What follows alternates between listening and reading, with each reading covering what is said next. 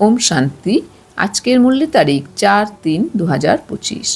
বাবা বলছেন পুরানো দুনিয়ার প্রতি বৈরাগ্য থাকা উচিত। বুদ্ধিযোগ যেন থাকে শান্তিধাম সুখধামে। দেহের সব সম্বন্ধ ত্যাগ করে নিজেকে আত্মা নিশ্চয় করো। মুখ্য কথা হলো স্মরণের। স্মরণ দ্বারাই তোমরা পবিত্র হও। এই লক্ষ্মীনারায়ণ হলেন নাম্বার 1 পবিত্র। এই সময় সম্পূর্ণ দুনিয়া ময়লার বৃহত্তম বিনে পড়ে আছে। বাবা এসে তোমাদের অর্থাৎ বাচ্চাদের ময়লা থেকে বের করে আপন করেন, কাটার জঙ্গল থেকে মুক্ত করে ফুল বানান। বাবা তাই বলেছেন, মিষ্টি বাচ্চারা, এখন তোমরা পুরুষোত্তম হওয়ার জন্য পুরুষার্থ করছো। পুরুষোত্তম হলেন দেবতারা, কারণ তারা হলেন পবিত্র, তোমরা পবিত্র হচ্ছ। তো বাবা আমাদের বলছেন যে বাচ্চারা, তোমরা কিন্তু এখন পুরুষ উত্তম, অর্থাৎ আত্মাকে বলা হয় পুরুষ। তো আমাদের আত্মা যত উত্তম হবে তখন তাকে বলা হবে পুরুষ উত্তম। তাই বলা হয় পুরুষার্থ, অর্থাৎ আমরা সেই আত্মিক স্থিত হয়েছি বাবাকে স্মরণ করবে, অর্থাৎ আমরা পুরুষার্থ করছি, মানে আমরা সেই নিজের আত্মিক স্থিত হয়ে আমরা বাবাকে স্মরণ করছি, তাই বলা হয় পুরুষার্থ। অর্থাৎ আমরা এখন কিন্তু আত্মাকে উত্তম থেকে উত্তম করার জন্য কিন্তু আমরা পুরুষার্থ করছি, মানে আমরা আত্মিক স্থিত হয়ে আমরা বাবাকে স্মরণ করছি। নিজেকে দেহবান থেকে মুক্ত করে নিজের অরিজিনাল স্বরূপ নিজেকে টিকিয়ে রেখে আমরা যত বাবাকে স্মরণ করতে পারবো, তার ফলে কিন্তু আমাদের আত্মা কিন্তু পুরুষোত্তম হবে, অর্থাৎ উত্তম হবে। তো বাবা তাই বলছেন পুরুষোত্তম হলেন দেবতারা, কারণ তারা হলেন পবিত্র। তো বাচ্চারা, তোমরাও কিন্তু পবিত্র হচ্ছে, কারণ তোমরাই সেই আত্মা যে ব্রহ্মবংশাবলী ব্রাহ্মণ, তোমরাই কিন্তু এখন নিজেকে ভালো মতো পবিত্র করে তোমরাই কিন্তু পরবর্তীকালে সত্যতে, তাই কিন্তু তোমরাই আদি সনাতন দেবী দেবতা ধর্মে তোমরা কিন্তু রাজত্ব করবে। যারা কিন্তু তোমরা ছিলে, পুনরায় তোমরাই কিন্তু আবার তোমাদের সেই স্থানে ফিরে যাবে ড্রামা অনুসারে। প্রশ্ন, বাচ্চারা, অসীম জগতের বাবা তোমাদের স্মরণ অর্থাৎ আশ্রয় দিয়েছেন কেন? উত্তর, কারণ আমরা সবাই রিফিউজড বিনে পড়েছিলাম। অর্থাৎ ময়লার বাক্সে পড়েছিলাম। বাবা আমাদের সেই বাক্স থেকে বের করে সুন্দর সুন্দর ফুলে পরিণত করেন। আসুরি গুণের পরিবর্তে দৈবী গুণের অধিকারী করেন। ড্রামা অনুযায়ী বাবা এসে আমাদের ময়লা আবর্জনার থেকে বের করে অ্যাডাপ্ট করে আপন করেছেন। আমাদের বাবাই কিন্তু আমাদের আশ্রয় দিয়েছেন, কারণ আমরা কিন্তু রিফিউজড বিন, অর্থাৎ আমরা সকলে কিন্তু আমরা ময়লার বাক্সে পড়েছিলাম, অর্থাৎ দেহভানের বশীভূত হয়ে নিজেকে দেহ ভাবতে ভাবতে দৈহিক ধর্মে আমাদের কিন্তু বশীভূত হয়ে আমরা কিন্তু সেই বিকারে ডুবেছিলাম। দুঃখ কষ্টে কিন্তু আমরা জর্জরিত হয়েছিলাম। আমরা রাস্তা খুঁজছি কীভাবে শান্তি পাবো, কিন্তু প্রকৃত শান্তি কিন্তু আমরা কখনো খুঁজে পাচ্ছিলাম না। তো বাবাই কিন্তু এসে আমাদের কিন্তু সেই ময়লার বাক্স থেকে বের করে তিনি কিন্তু আমাদের সুন্দর সুন্দর ফুলে কিন্তু তিনি আমাদের পরিণত করছেন। আসরি গুণের পরিবর্তে তিনি আমাদের দৈবী গুণের অধিকারী করছেন, কারণ তিনিই কিন্তু এই জ্ঞানের মাধ্যমে বুঝিয়েছেন যে আমাদের মধ্যে কত সুন্দর কোয়ালিটি আছে, আমাদের মধ্যে কত সুন্দর গুণাবলী আছে, আমাদের মধ্যে কত সুন্দর দৈবিক গুণ আছে।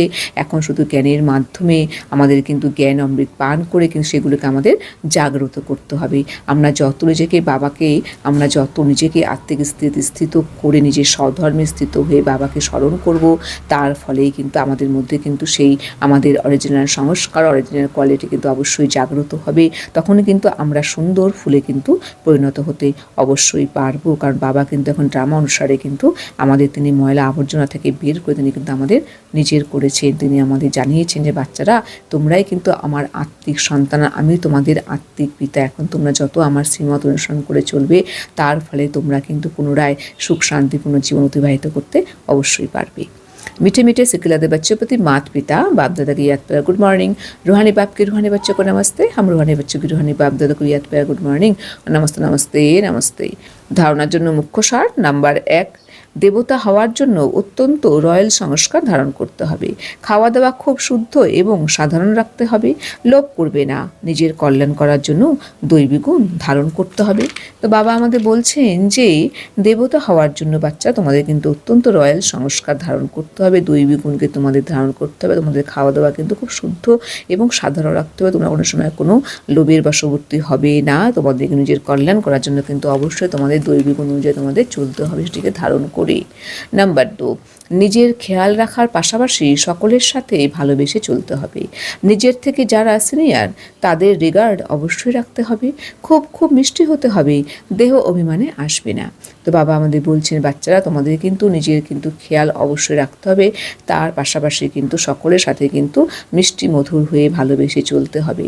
তোমাদের থেকে যারা সিনিয়র তাদের কিন্তু অবশ্যই রিগার্ড করতে হবে, তোমাদের অত্যন্ত মধুর হতে হবে এবং কখনোই বাচ্চা তোমরা কিন্তু দেহ অভিমানের বশীভূত আর হবে না। বরদান, অতীতের কোনো কথাকে দয়াবান হয়ে হৃদয়ে সমাহিত করে শুভচিন্তক ভব। বাবা আমাদের বলছেন যে তোমাদের যদি অতীতের কোনো কথা তোমাদের সামনে আসে, সুতরাং তোমরা সেই কথাকে দয়াবান হৃদয়ে সমাহিত করে তোমরা শুভচিন্তক হয়ে ওঠো। স্পষ্টীকরণ, যদি কারো অতীতের কোনো দুর্বলতার কথা কেউ শোনায়, তো শুভ ভাবনার দ্বারা তার থেকে দূরে সরে যাও। ব্যর্থ চিন্তন বা দুর্বলতার কথা নিজেদের মধ্যে যেন না চলে। অতীতের কথাকে দয়াবান হয়ে নিজেদের মধ্যে সমাহিত করে শুভ ভাবনার দ্বারা সেই আত্মার প্রতি মনসার সেবা করতে থাকো। যদি কেউ সংস্কারের বশীভূত হয়ে উল্টোপাল্টা করে বা শোনে, তাহলে তাকেও পরিবর্তন করো। 1 থেকে 2, 2 থেকে 3 এইভাবে ব্যর্থ কথার মালা যেন না হয়ে যায়, এইরকম অ্যাটেনশন রাখবে, অর্থাৎ শুভচিন্তক হবে। তো বাবা আমাদের সুন্দর বুঝিয়ে বললেন, বাচ্চারা যদি কোনো সময় কোনো অতীতের কোনো দুর্বলতার কথা কেউ শোনায়, তখন তার প্রতি শুভ ভাবনা রেখে তার থেকে তোমরা নিজেকে দূরে সরিয়ে নাও।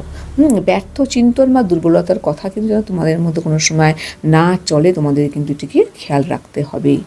তোমরা সে অতীতে যে কোনো রকমের কথাকে তোমরা নিজেদের মধ্যে সমাহিত করো, তোমরা সেটিকে সমাহিত করে শুভ ভাবনার দ্বারা সেই আত্মার প্রতি মনসা সেবা করো। তোমরা সেই আত্মাকে ভাইব্রেশন দাও, ভাইব্রেশন দিয়ে তাকেও সেই অতীতের কথা থেকে মুক্ত করো, যে কথায় সে কষ্ট পাচ্ছে।